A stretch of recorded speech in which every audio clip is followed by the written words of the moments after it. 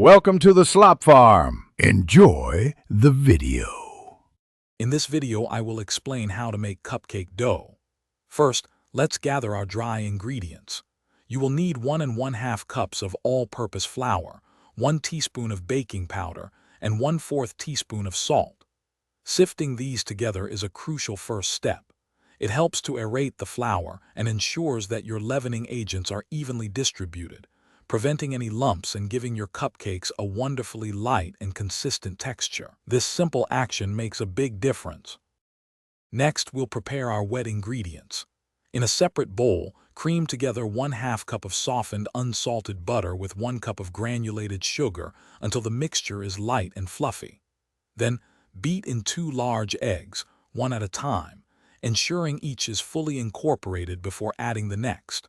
Finally, stir in 1 teaspoon of vanilla extract and 1/2 cup of milk. This creates a rich, flavorful base for your cupcake dough. Now it's time to bring everything together.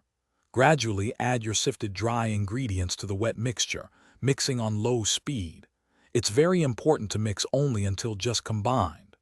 Overmixing develops the gluten in the flour too much, which can result in tough, dense cupcakes. Once you see no more streaks of flour, stop mixing. A few gentle folds with a spatula can help ensure everything is perfectly incorporated. Finally, let's get these delicious cupcakes ready for the oven. Line a standard 12-cup muffin tin with paper liners.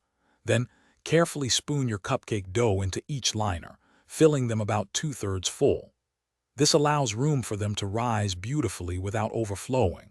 Preheat your oven to 350 degrees Fahrenheit and bake for approximately 18 to 22 minutes, or until a toothpick inserted into the center comes out clean. Enjoy your homemade treats.